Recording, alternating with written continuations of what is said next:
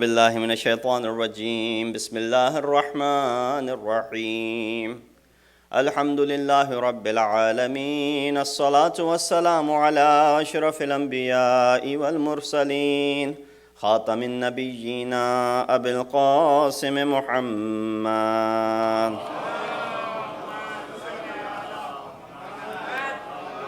وأهل بيته الطيبين الطاهرين المعصومين الذين أذهب الله عنهم الرجس وطهرهم تطهيرا.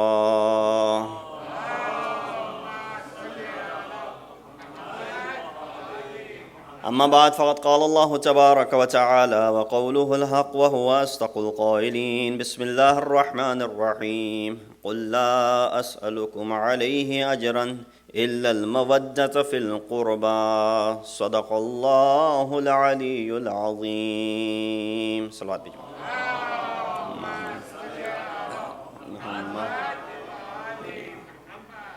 Standing in front of you, before I begin, I would like to extend congratulations on this auspicious occasion in which we are celebrating the Wiladat Sayeda of Lady of Paradise, Lady of Alameen, Hazrat Fatima Zahra, Salamullahi alayha.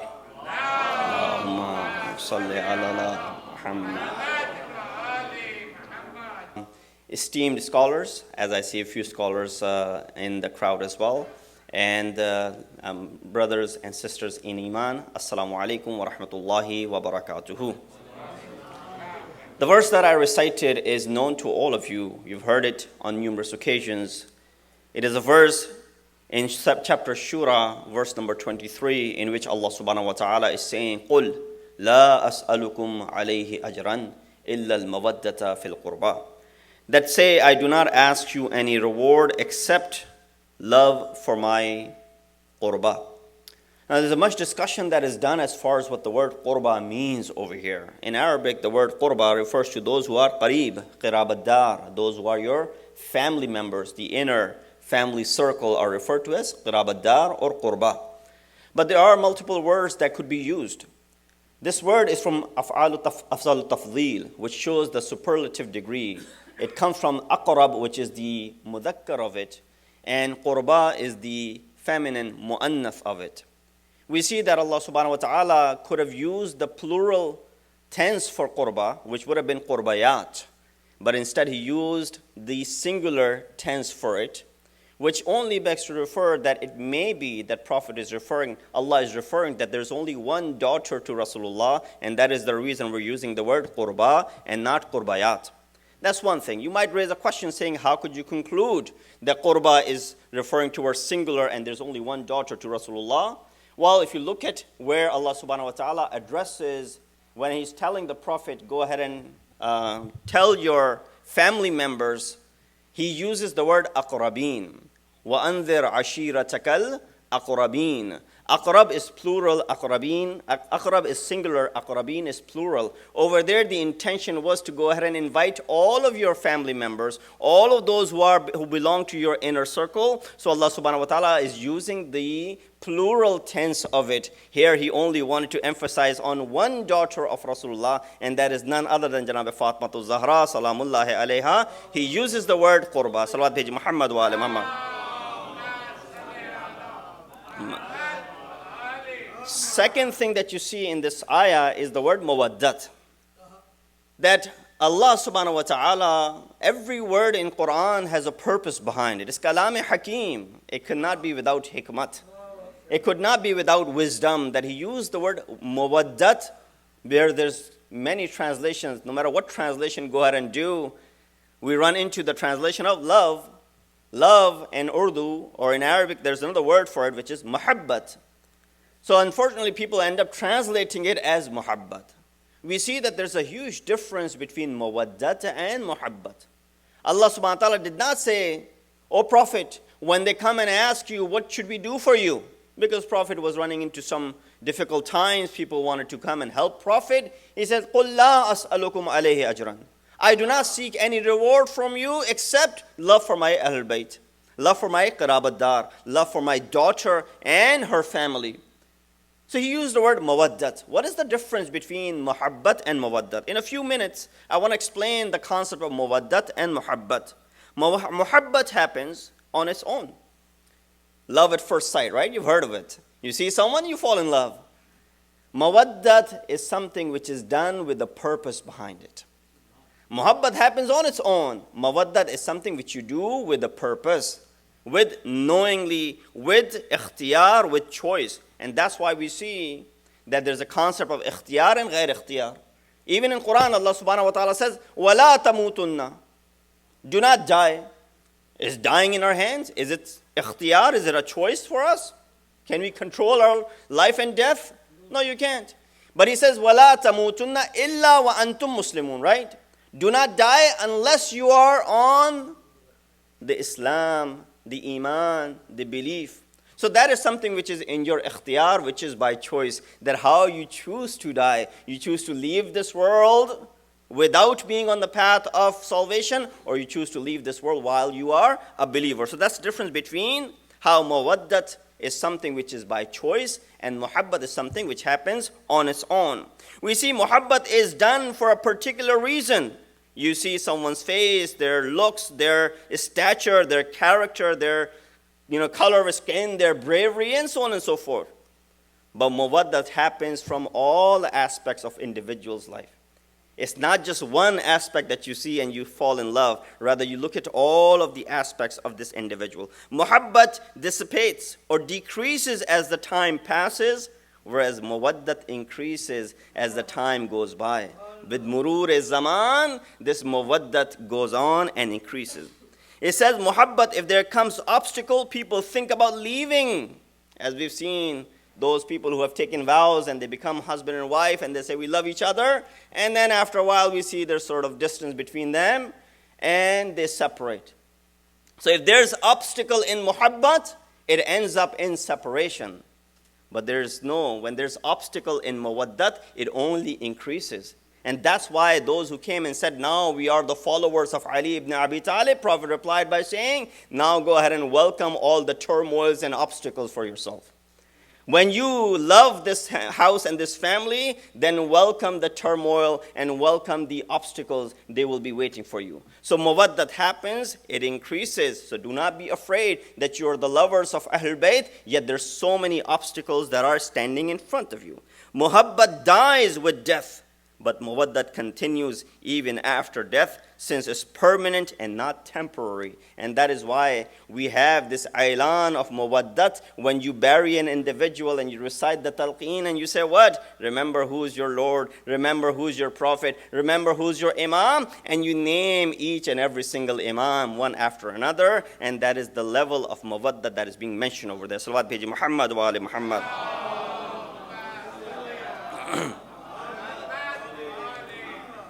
Janab Fatima Zahra, Salamullahi alayha, was born on 20th of Jamad al-Thani.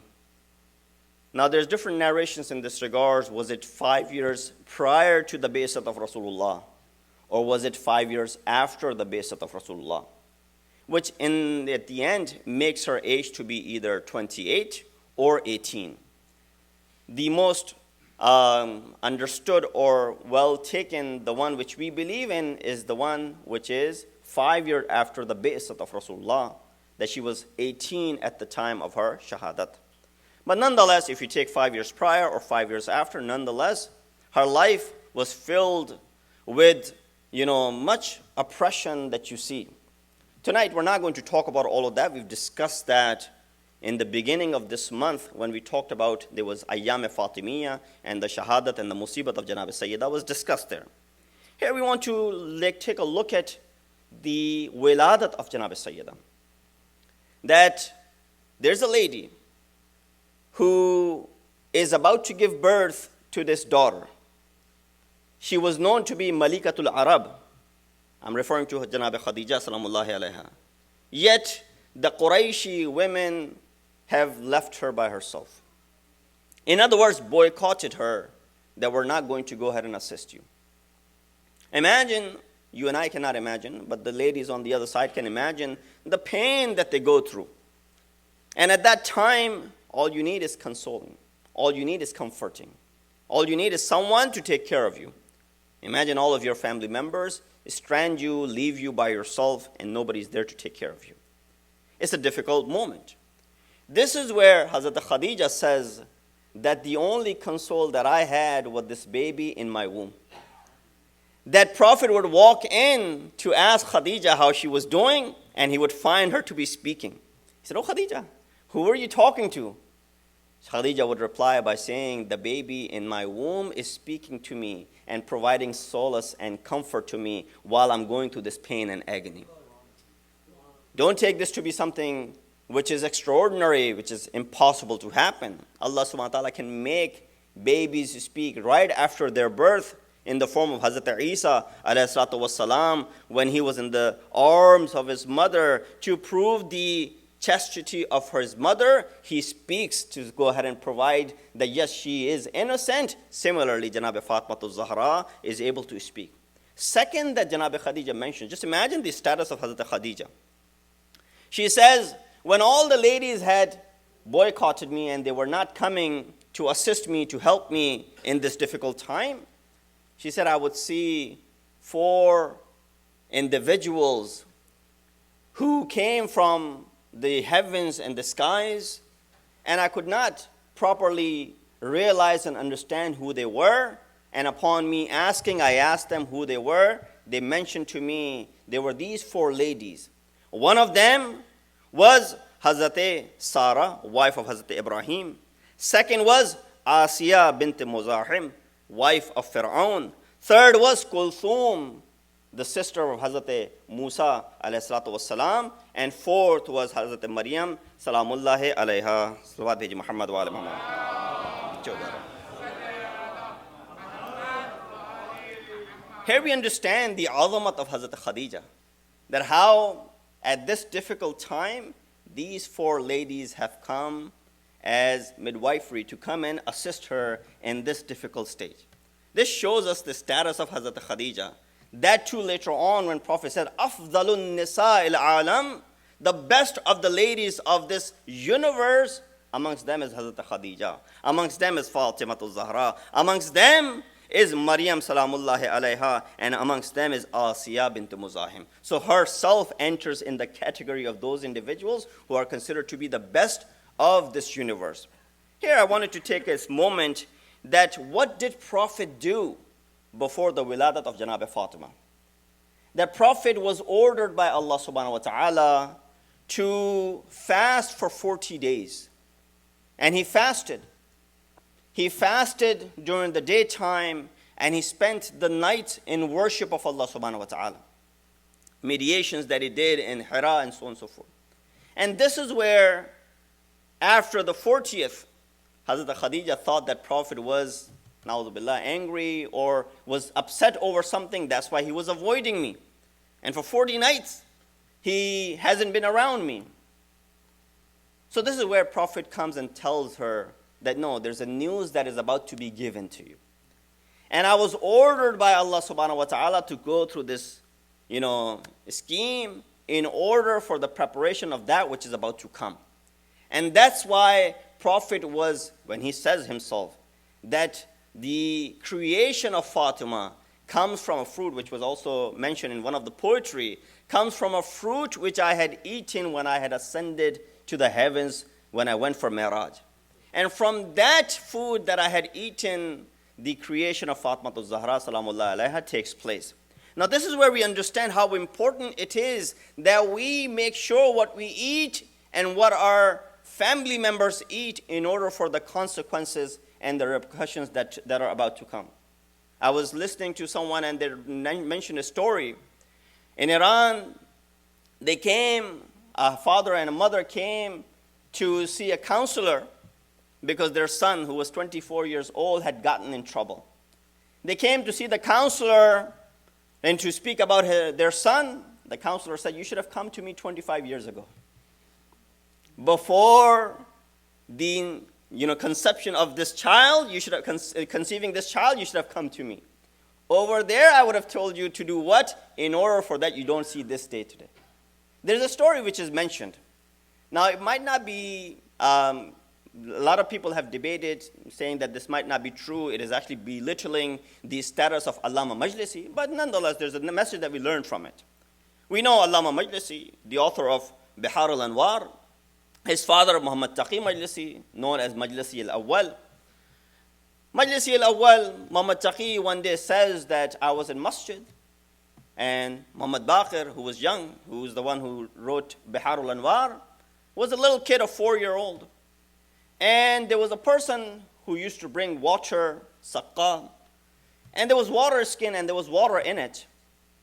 My son somehow found a needle or something, poked it into this water skin, and all the water came loose.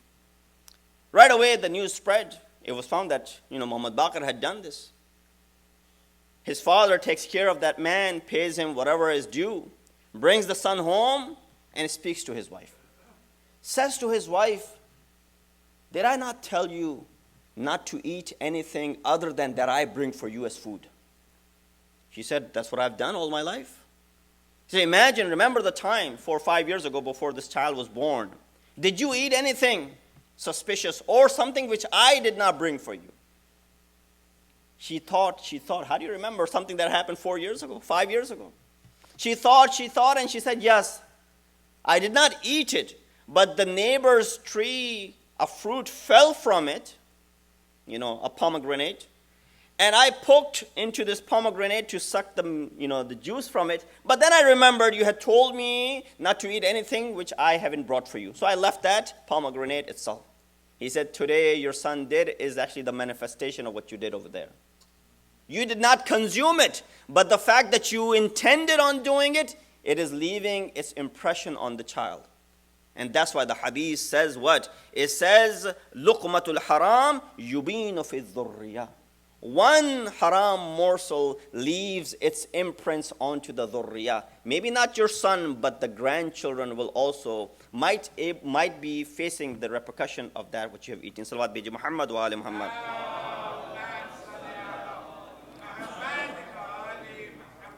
So here we see Janab Sayyida speaks to her mother, consoles her, comforts her.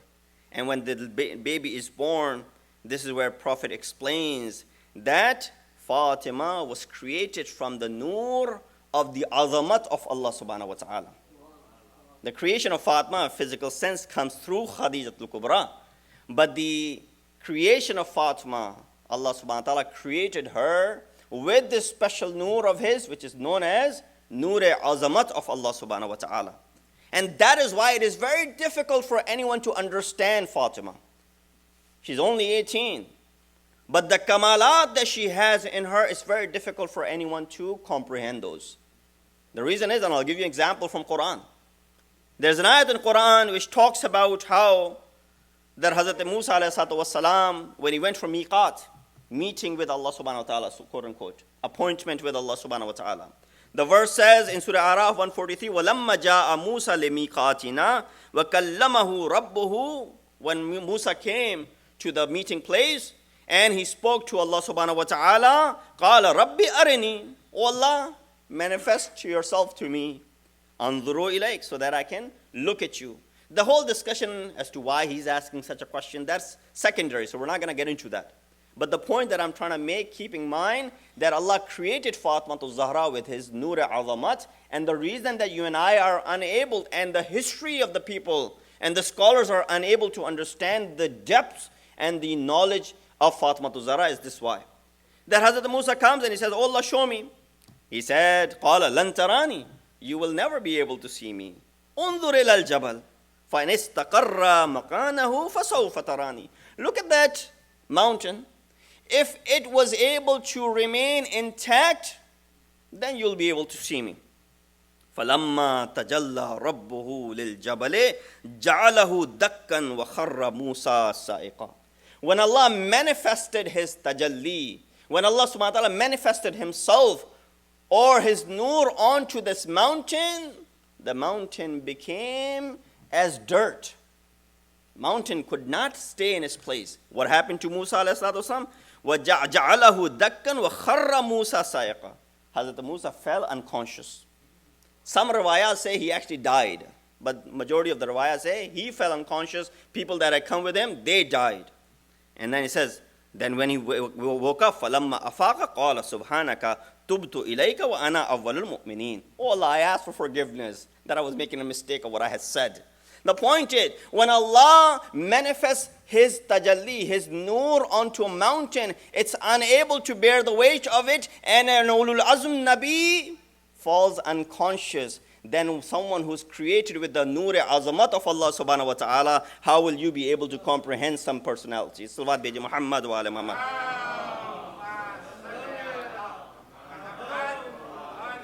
And that's why it was mentioned by our sixth Imam who said, لِمَا سُمِّيَتْ فَاطِمَةُ الزَّهْرَى زَهْرَى.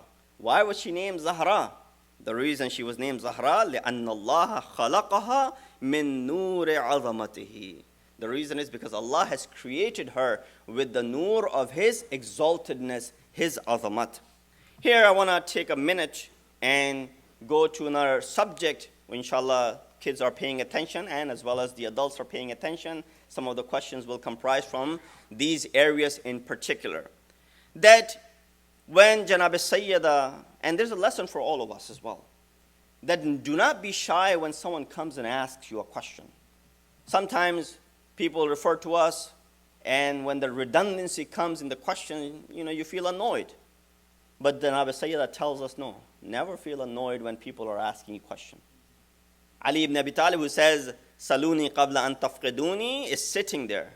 When a lady comes and she says to Janab Sayyida, Inna li walidatun da'ifatun, that I have an old mother who has a lot of questions pertaining to salat, namaz.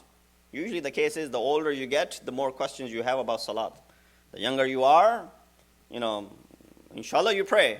The younger you are, you have lesser and lesser questions. But nonetheless, when Allah subhanahu wa ta'ala has given you leniency at an old and advanced age, they're more, they want to be punctual about it. When Allah has given leniency. But nonetheless, she was asking this question. She asked one question. Hazrat Zahra answered. She asked second, third, fourth, fifth, up until the 10th question. She asked 10 questions. If someone came to me and asked 10 questions, I was like, please don't come back for 2 months. But nonetheless, she asked, Asharan ajabat az-Zahra alayhi salam jami'an. Hazrat Zahra answered every single one of them. Thumma khajalat al-imra. This lady then felt shy. She said, I did not want to, la ashukku alayka yabnata Rasulillah. I did not want to harm, or I did not want to cause any sort of trouble for you by asking all of these questions. Faqalat Fatima salamullahi alayha. This is the answer. She said, Hati wasili.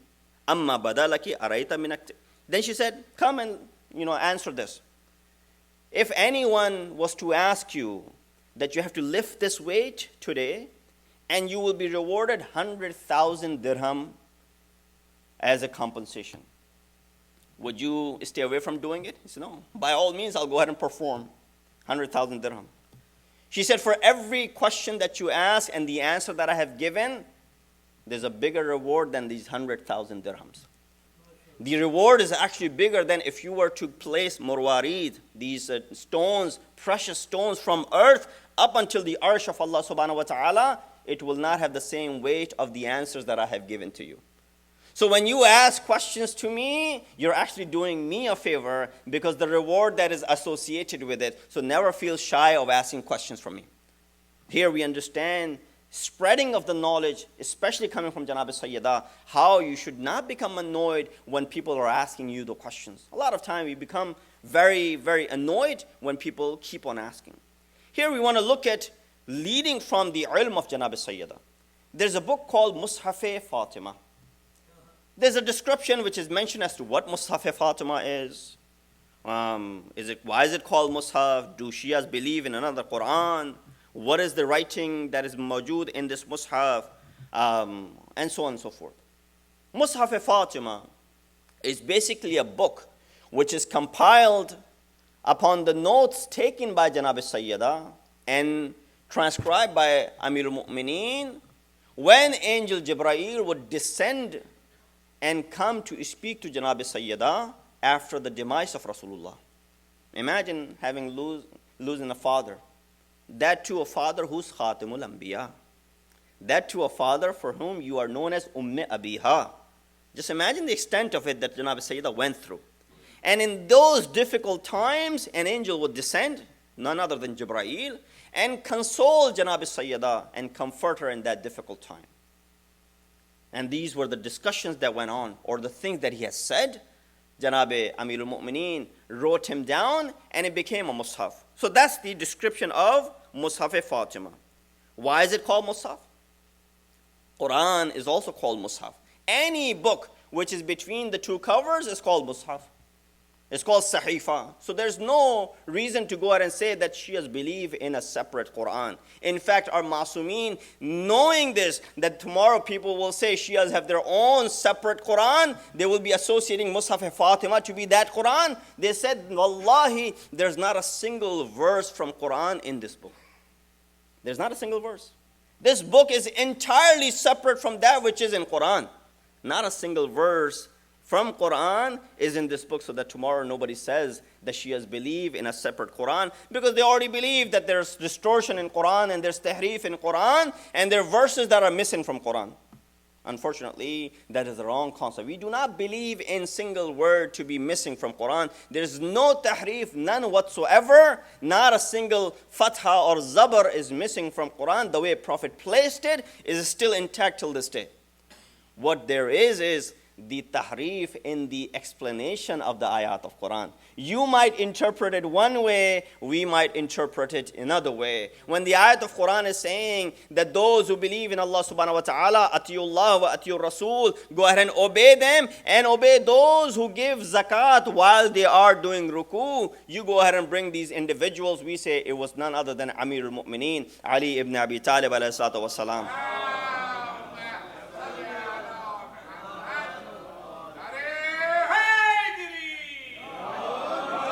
Second question might rise is that how is it that angels are speaking to Janab Sayyida?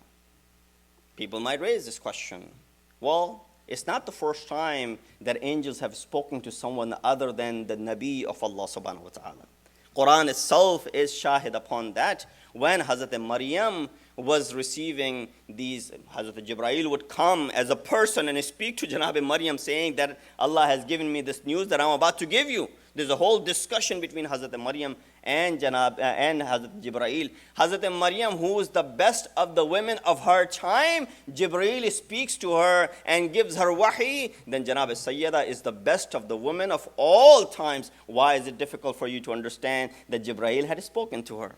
And if you want to take the ismat part out of it, Allah even gave wahi to Musa, who was by any means was not ma'suma, but nonetheless Allah subhanahu wa ta'ala spoke to her. So there's no doubt as far as Allah subhanahu wa ta'ala spoke to Hazrat Fatima through Jibreel in this wahi manner, and this book was compiled. And last but not least, as far as the contents of this book is concerned, what is in this book? Future prophecies will, as far as the will of Janab Sayyida is concerned, the name of the people who will rule up until the day of judgment, future events regarding her own children, and the Prophet's life and his status after the demise. In fact, our eighth Imam, Imam Rada alayhi salatu wassalam, was asked,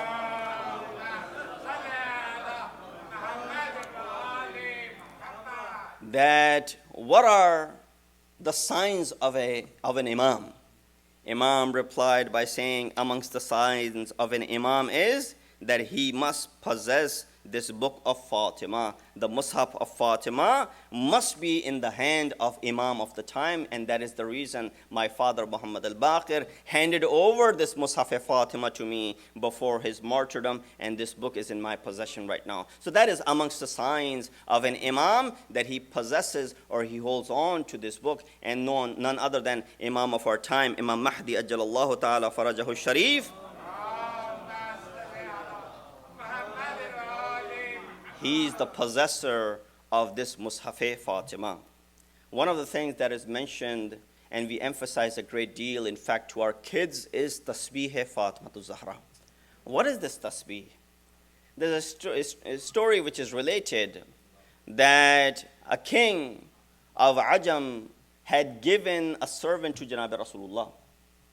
Amirul Mu'mineen said to Fatima that ask your father for a helper. She goes to Hazrat Rasulul Khuda asking for a helper, a servant, Janab Rasulullah said that I'll teach you something which will lower the burden upon you. And this is where he taught her this tasbih that we recite after every salat. Go ahead and recite 34 times Allahu Akbar, 33 times Alhamdulillah, and 33 times Subhanallah, and end your tasbih by saying La ilaha illallah. Do that. This is to be done after every salat.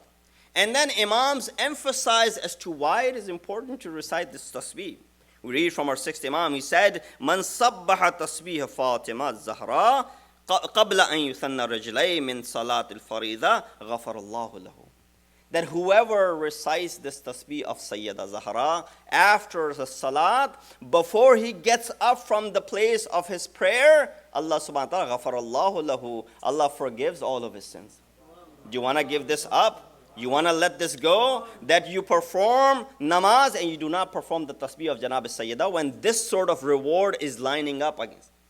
Second, he says what? He says, Tasbihu Fatima fi kulli yawmin fi dubur kulli salatin ahabbu ilayya min alfi rak'atin fi kulli yawm. He said, if that wasn't enough an incentive, Tasbih of Fatima to Zahra after every salat is better than reciting 1,000 rak'at mustahab namaz. Imagine how much time it takes to recite 1,000 rakat namaz. We perform 100 rakat on the night of on Shab Qadr. And that itself becomes very difficult by the end of the day, night. You don't find many people standing. But 1,000 rak'at mustahab, in replace of it is what? Reciting this tasbih Fatimatu Zahra. So understand the value of it and do not neglect reciting the tasbih of Fatimatu Zahra. Salamullahi ala salawat bhaji Muhammad wa ala Muhammad.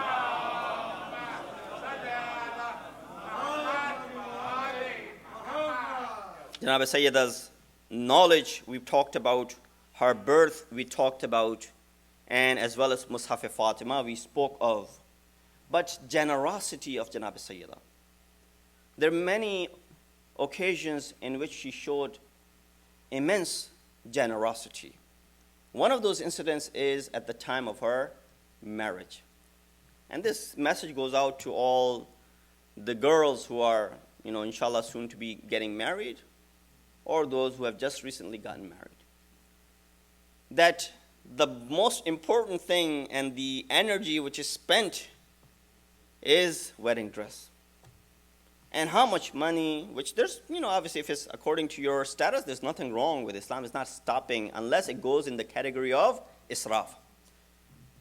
That is the most important thing sometimes to the girls. That how it should be perfect. And so much energy goes towards it.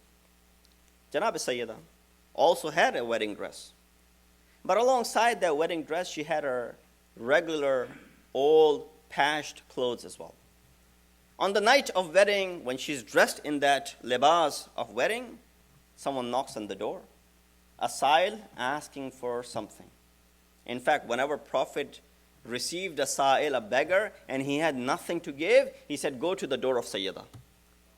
The sa'il comes, knocks on the door. You heard about Sa'il knocking on the door asking for food as well. Here Sa'il asked for something. Janab Sayyida had that old patched clothes. She wanted to give that as sadaqah. And then she remembered that verse from Quran. لَن تَنَالُوا الْبِرَّ حَتَّى تُنْفِقُوا مِمَّا تُحِبُّونَ. That you can never attain the highest of the virtues unless you spend part of what you dearly love. How important is this wedding dress to a lady, to a girl who's about to get married? Very important. She takes that libas, she gives it to this beggar, and instead she keeps that old patched libas for herself as far as this wedding is concerned. That shows that if you're able to go through with that which you dearly love at the time of your need, even though you might be in need of it, that shows that you are at that highest level of generosity. And we can learn that from the household of Ahlul Bayt. They did not only say things to us, rather they implemented it by performing those things and showing them in their lives. Salawat Bhaji Muhammad wa ala Muhammad.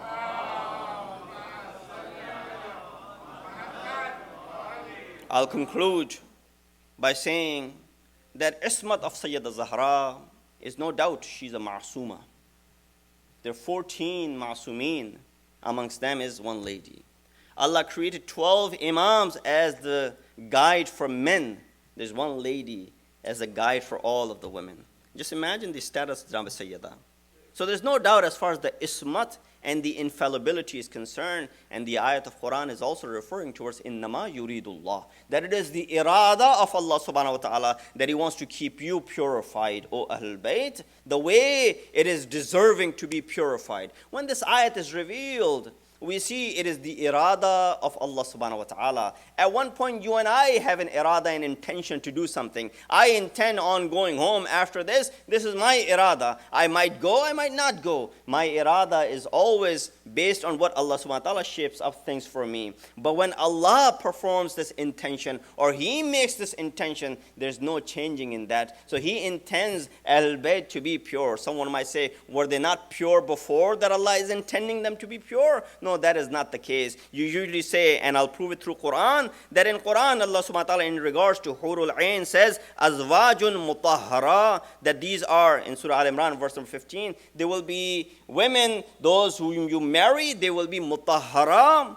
Have they ever been najis, or have they ever been corrupted? He says, no, lam yatmithunna insun qablahum wala jan. Surah Ar-Rahman says, they were never been impure. So why is it Allah subhanahu wa ta'ala saying mutahhara? That means the verse is referring to that they were not impure from before, but it is the irada of Allah subhanahu wa ta'ala to keep them in this way, and that is the intention, which is different than the intention of you and I. Once that is established and we can understand this, Prophet was told after this ayat was revealed to knock on the door of Ahlul Bayt, and ayat of Surah Taha says, وَأْمُرْ أَهْلَكَ بِالصَّلَاةِ. Prophet would knock on the door passing by the house of Ahlul Bayt, and he would say, Assalamu alayka ya Ahl Bayt an-Nubuwwah, and he was commanded by Allah subhanahu wa ta'ala according to this ayat is what? وَأْمُرْ أَهْلَكَ بِالصَّلَاةِ. Tell your family, give them command as far as salat is concerned. Just imagine how important this salat is. One hadith in this regards, and I will conclude. There are 6 Imam. Imam Ja'far as-Sadiq alayhi salatu wasalam said, La yanalu shafa'atana man istakhaffa bis salat. I get this call from families a lot of time that Moulana speak about salat. Our children are away from salat. I think that is the most heavily discussed topic over here. And this hadith itself speaks for itself. That you will not receive our intercession if you take the salat lightly. Imam did not say if you don't pray, because there's an ayat in Quran for that reason. Surah Muddassir says what? يَتَسَاءَلُونَ عَنِ الْمُجْرِمِينَ مَا سَلَكَكُمْ فِي سَقَرَ قَالُوا لَمْ نَكُ مِنَ الْمُصَلِّينَ. That those who were thrown into the hell, they would be asked, what happened that you ended up in hell? They'll say, Lam naku min al-musallin. We were not used to pray. So there's an ayat in Quran for those who do not pray. But Imam over here saying, those who take the salat lightly will not receive our shafa'at. So Imam has that much trust in us that we pray. That's first thing. Second is, don't take the salat lightly. What does that mean, taking the salat lightly? When you can come to masjid and pray, don't pray at home. When there's time for salat, make sure you stand up. When there's time for salat, give priority to salat and then to something else. Don't take the salat for granted. If you do so, then you will not be the recipient of our shafa'at. If you think you can make it without the shafa'at of ma'asumeen, then you don't have to listen to this hadith. But I think there cannot be more emphasis as far as the importance is concerned. We leave here tonight with this dua that Allah subhanahu wa ta'ala makes us among those who are musallin. Allah subhanahu wa ta'ala makes us among those who are musabbihin, who recite the tasbih of Janab Fatima Zahra. Allah subhanahu wa ta'ala makes us amongst those who are the followers of Ahlul Bayt alayhimu salatu wassalam, and those who implement those teachings of Ahlul Bayt in their family as well. We ask Allah subhanahu wa ta'ala to hasten the zuhur of our weighted Imam, make us among the helpers and the soldiers of Imam. إن الله وملائكته يصلون على النبي يا أيها الذين آمنوا صلوا عليه وسلموا تسليما